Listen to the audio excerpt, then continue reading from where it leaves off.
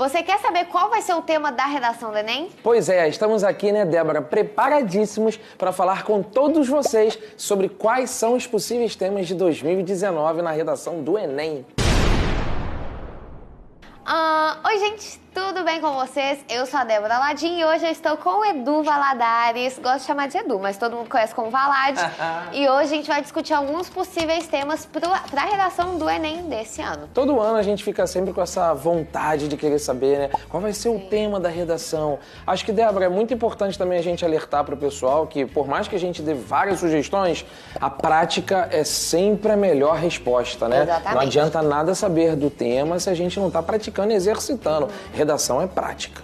Isso. E o primeiro tema que eu trouxe, assim, pra gente discutir é sobre a questão, assim, que tá sendo muito discutida há muito tempo, mas eu acho relevante, que é saúde mental. Depressão, ansiedade, ainda mais entre os estudantes, bullying, né, dentro e fora da escola. Eu acho que é interessante da gente discutir, até porque diz respeito ao jovem que faz o Enem, né? Exato. Acho que, como o tema do Enem sempre vem com uma vertente social, cultural, comportamental, esse é um viés bastante importante, até porque, como você disse, é um tema que envolve o próprio cenário, o ambiente em que o jovem vive. A gente está sempre mencionando esse tema de saúde mental já aí há uns 3, 4 anos como uma possibilidade e ainda não apareceu. Exatamente. E tendo em vista como um tema bastante amplo, porque não é só uma temática nacional brasileira, o mundo passa por essa questão. A depressão é a doença do século. Do século. É bom a gente parar para pensar quais são as causas disso, quais são as consequências, os efeitos, né, quando você tem as questões desses comportamentos, dos transtornos, né? A gente pode pensar também fortemente nas campanhas que a gente tem quando fala de suicídio. Sim, Setembro Amarelo e tudo mais. E aí é bem interessante a gente dar uma olhada nessas pesquisas, nessas análises de comportamento do jovem. Repetindo,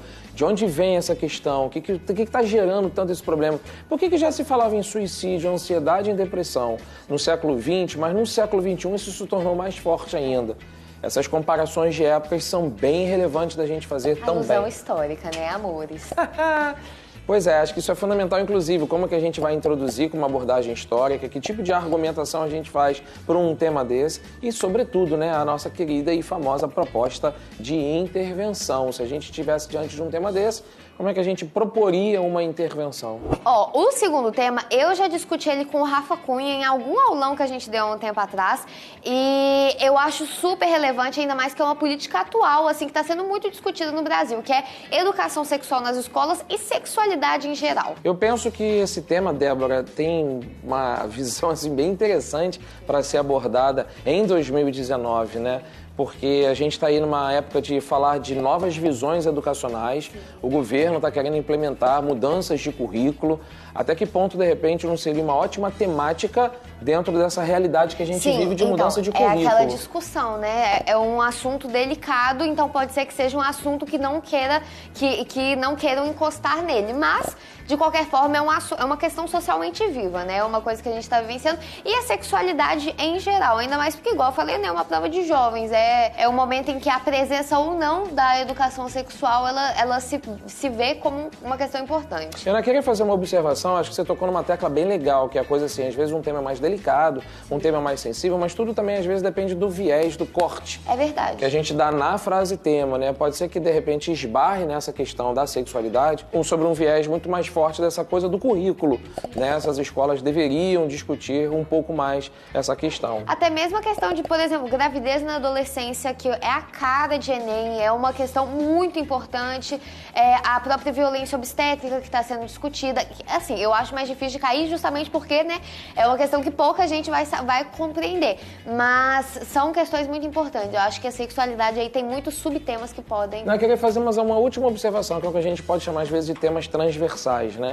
Tem uma temática forte que nunca apareceu ainda na prova do Enem, que é a saúde.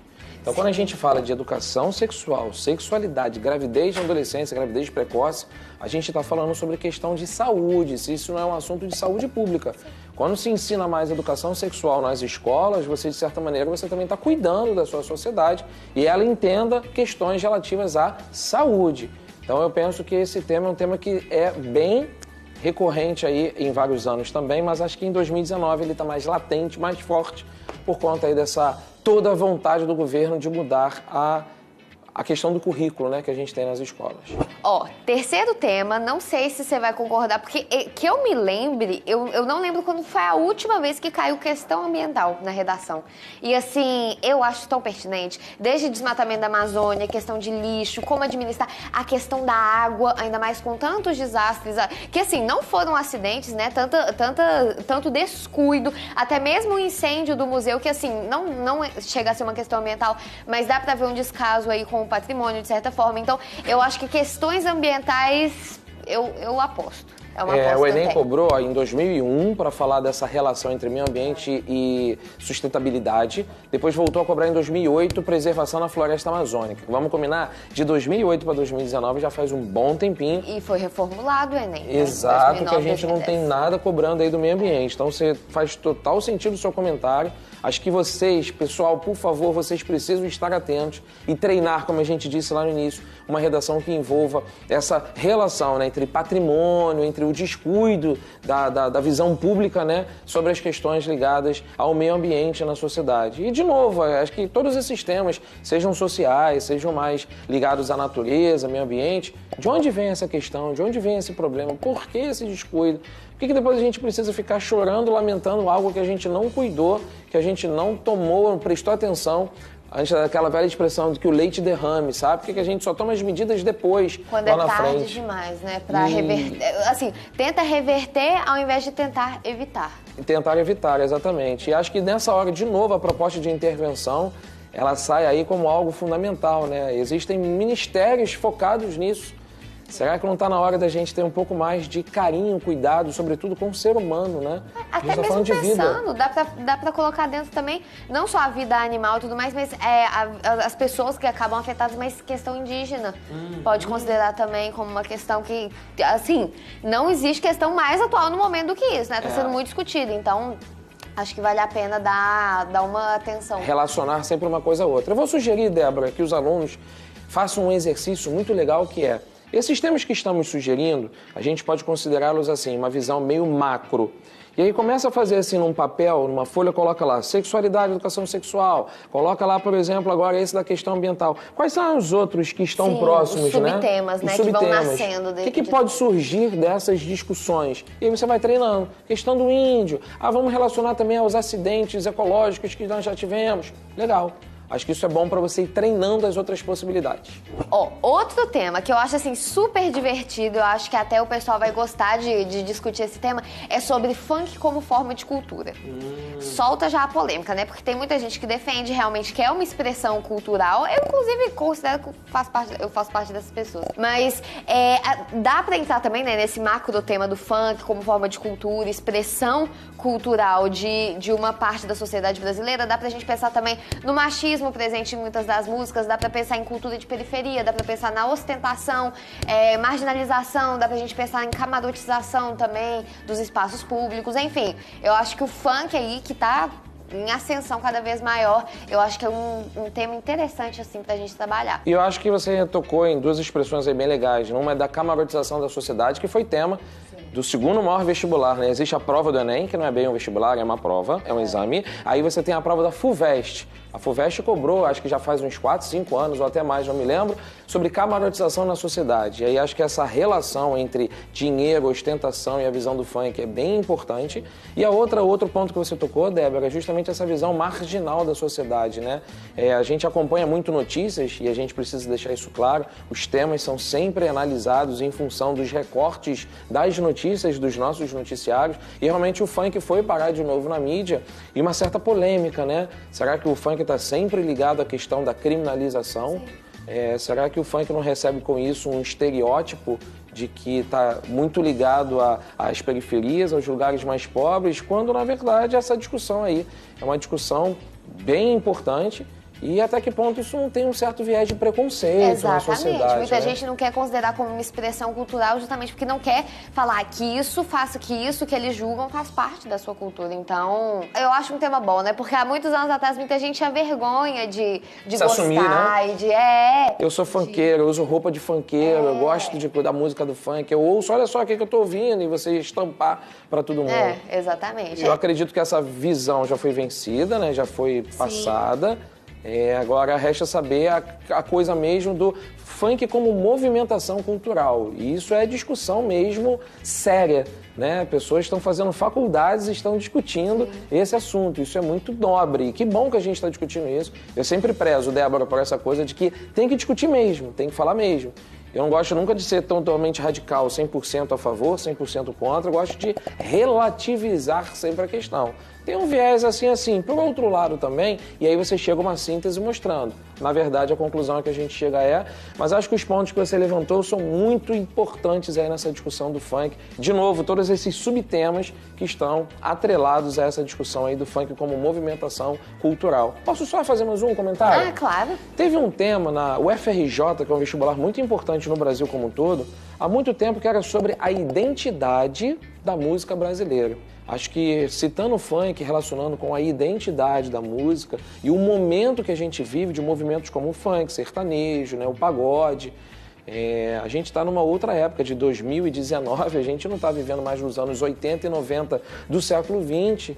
Por que esses gêneros musicais estão tão fortes, são tão aflorados e o que isso revela da nossa identidade? Vale lembrar que música é uma manifestação de arte, assim como literatura, pintura, então a gente também tem todo um contexto que revela por que esses gêneros são tão fortes. Pensem nisso. E pra fechar, você inclusive pode falar outros temas que você aposte, tá? Mas um super macro tema, mas que assim... pontual, que eu acho importante, é a questão dos jovens com a tecnologia. E aí pode entrar tanto o vício com a tecnologia, entra a gente, porque pode trabalhar também a questão da tecnologia como democratizador da educação, acesso à informação por meio da tecnologia, a dependência tecnológica, mas também aquela questão bem amores líquidos, né, do Bauman, que eu adoro também, como que as pessoas, as redes sociais, a internet, aproxima quem tá longe, mas afasta as pessoas que estão perto. Então, a relação do jovem com a tecnologia, acho pertinente. Também acho, Débora, até porque a gente está aqui se utilizando da tecnologia, da internet. Usar a gente de... Exato, para mandar esse recado para você estudar. A gente do Descomplica, então, te ajudando nessa sua preparação.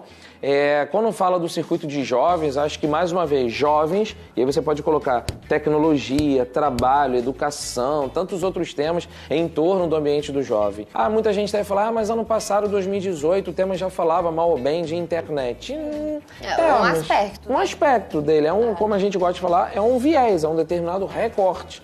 Pode ser que agora o tema tenha uma outra questão ligada à tecnologia com os jovens, e eu acho que a gente pode pensar muito nessa coisa da dependência. E por que não, Débora, fazer um gancho com aquele tema que a gente citou por primeiro, a coisa da depressão, da ansiedade, né? As pessoas estão mais imediatistas. Então, quando você vem com a referência de Zygmunt Bauman, que falava muito sobre modernidade líquida, amor líquido, a gente pode muito bem relacionar isso tudo. A gente está mais ansioso sim, a gente está mais imediatista sim, a internet potencializou esse movimento. Na verdade, a gente sempre foi ansioso, tá? A gente sempre teve essa vontade que as coisas fossem bem rápidas, estou falando do ser humano como um todo, mas a internet ela acabou potencializando isso. E em que medida o jovem ele está sofrendo bastante com isso? Então a gente pode falar aí de estudo de gerações. Se você comparar a geração Baby Boomers, geração X, geração Y, hoje a gente fala muito da geração Millennials, a gente pode então colocar que temos mudanças de comportamentos e de retratos sim, e que isso precisa ser entendido, estudado, porque traz, de uma certa maneira, consequência, até mesmo para o ambiente de trabalho, né? Tem muita gente hoje discutindo isso, porque que a geração X, na hora de trabalhar, tem um ritmo de trabalho, uma visão, o cara que já é millennial já está com um outro tipo de comportamento. Enfim, isso rende uma boa análise e eu também penso que seria um ótimo tema pro Enem de 2019. Então, assim, o resumo desse vídeo é: pegue seu papel, escreva os temas que a gente falou e, faz as setinhas. Vai vendo subtemas, porque dentro desses 5 tópicos tem centenas de temas que você pode encontrar. Eu acho legal, Débora, porque esses nossos plantões aqui do Descomplica, a gente sempre fala, poxa, compartilha depois com seus amigos, mostra pra eles, mas não se limite a esses temas que nós levantamos aqui. Comecem a partir disso a fazer outros exercícios de outros temas viáveis que poderiam cair na prova. E assim, não custa nada lembrar, mas dentro do Descomplica tem todo tipo de conteúdo de redação que você precisa, desde aula de redação, plantão, você pode enviar suas redações para serem corrigidas. Então, assim, tudo que você precisa para estudar redação tem dentro do Descomplica. Exatamente. O lance agora é você escrever e mandar pra gente poder corrigir. E, claro, né, a gente gosta de um bom preço, vai ter um link com desconto aqui na descrição pra você assinar. Então, não perca essa oportunidade, já clica no link, até porque dá pra você ver a sua evolução pelos cabeçudos. Então, gente, tá valendo muito a pena, precinho camarada, aqui embaixo na descrição. E é claro, né? Muito obrigada por terem assistido o vídeo. Obrigada por me receber. Ah, sempre. Você é sempre nossa queridona. E ó, não perca essa oportunidade de assinar o Descomplica com essa grande promoção, com essa grande chance e oportunidade. Foi bom, Débora. Obrigado também pela sua presença, de dividir esse vídeo com você. E vamos desejar boa prova para todo mundo, né? Boa redação. Vamos estudar bastante. Um beijo. Até a próxima. Parado no bailão, né? Parado no bailão, né? Parado no bailão,